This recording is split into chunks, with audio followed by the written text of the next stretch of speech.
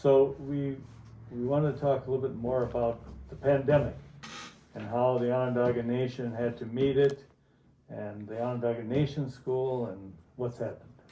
Well, it was such a very confusing time when it all first happened, and I think people really were going into panic mode with all this panic buying and hoarding of the food and paper supplies and things like that. Yeah.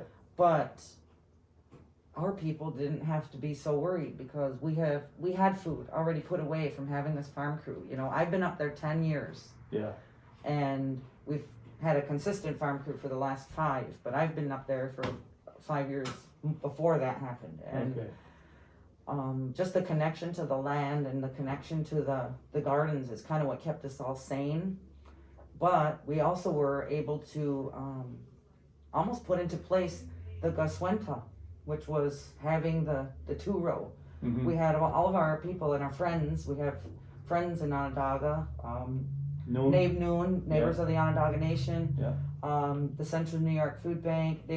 People were overwhelmed with food, but they had no distribution method because there were no drivers, there were no trucks, there were no workers, and there were no places to bring the food. So we ended up saying, well, any which way we can help, we'll take it and we'll process it ourselves, and that's what we did. Mm-hmm. So in addition to, it wasn't planting time yet. So that's what we did. Right. We invested all of our time into butchering animals, butchering buffalo. We did a lot of that by hand, passing that out to the community.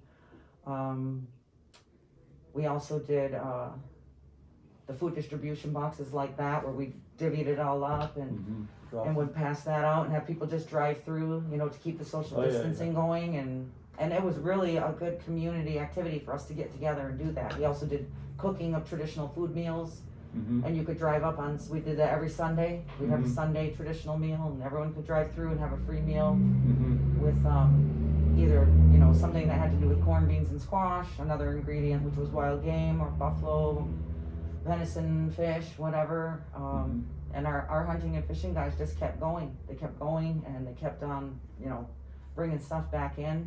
Yeah. So we stayed busy with that through the first couple of months, and then getting ready for planting was really awesome because we had almost 90 gardens. We had 89 gardens on the Onondaga Nation, and I'm really excited about that because we're one of the smallest nations, acre-wise and land-base wise. Yeah. And we had produced probably the most food per acre, if you consider it like that, because everyone got a good harvest out of their gardens this year. So that was really exciting. Yeah, that's great. I know other nations have, more people are putting in, even if it's a small garden at least, they're going through that, and that really helps people understand where the food comes from, and that we ourselves have to be somehow a part of that if we want to maintain a good diet, because we at Seneca Nation, Cattaraugus I'm just speaking of, we are in a food desert, we really have, and we have available every kind of fast food you can think of, on both ends of the territory. We got it there. And so it's so easy for people to just jump in the car and go and pick it up, and not think about the impact of that, not immediately, but the cumulative impact of that. Right. And that's, of course, what John Mohawk was thinking about way back then when he wanted to try to begin to slide in some of our traditional foods and get people to start thinking about eating it, not just at a ceremony or not just at a wedding, but at another time too, Yeah, we almost have to, what they call it, decolonizing, right? Decolonizing not only our diets but our minds, because we're programmed to eat certain things that are familiar to us, where our traditional foods were not. Right. And like you said, they were more like event foods and ceremony foods. Yeah. But that was our sustenance on a daily basis, all of the time for millennia. Yeah. And it's been really exciting to see some of those foods making a comeback. It's almost like the people have them 1 or 2 times, they want more, then they want to grow their own. So it's like a reversal, like we're going backwards to our ancient ways, because it starts with eating it. Yeah. So that's the key, is to have people prepare the food, give lessons, even YouTube videos or something, to show people how to prepare the food. Yeah. Because you could grow all the corn in the world, if you don't know how to prepare it, it's of no value to you. Right. So that's really important, I think, is the start by having people who do know how to prepare it and in a good way and make it taste good and, you know, different things like that.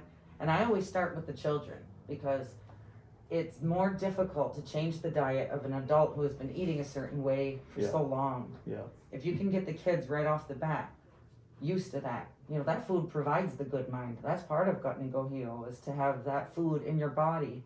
Mm-hmm. And those foods keep kids hungry or keep them from being hungry. Mm-hmm. The foods actually prevent hunger pangs and cravings and stuff like that, where they don't want to snack. Slow food. Yeah. Yeah. So I'm trying to teach a lot of the Haudenosaunee nutritional ways of eating. We weren't 3 meals a day people. Mm-hmm. Right. We were more like, we'd only eat enough that we were full. Yeah. Because we were always on the move to do different activities. We didn't have time for everyone to just sit down like that. We were always working. So there was always that standing pot, they call it, of food that was always available. If you need to eat. Mm-hmm. Yeah, if you got hungry, it's there. Yeah, I like that too. And you know, that's an important piece of our knowledge that has really been lost because of the years that we've been colonized. Right. You know, and now, as you say, we're going through a decolonizing process of looking back to what did we do before all of this stuff, and it takes some thinking, you know, and it also, as you say, very hard to change adults. Adults are pretty well set in the way that they are now, and so children are the hope. Yeah. Absolutely. So if we can get them, you know, get that on board. My ultimate goal is for me to see at the Onondaga Nation School our foods being the lunch foods. Yeah. Not the chicken nuggets and the hot dogs and the things that I see that come through there. Right. You could still even have those things and make them with venison or make them with buffalo meat. You could have something similar. Yeah. Just replace the ingredient. And I'd like them to see they could have mush for breakfast instead of oatmeal and those kind of foods. You know, there's things that they probably would like to enjoy, to throw berries and nuts and something like that instead of having those little cold cereals with milk. Right. So I have things that I can see for the future that slowly we're getting into it, you know. This is good.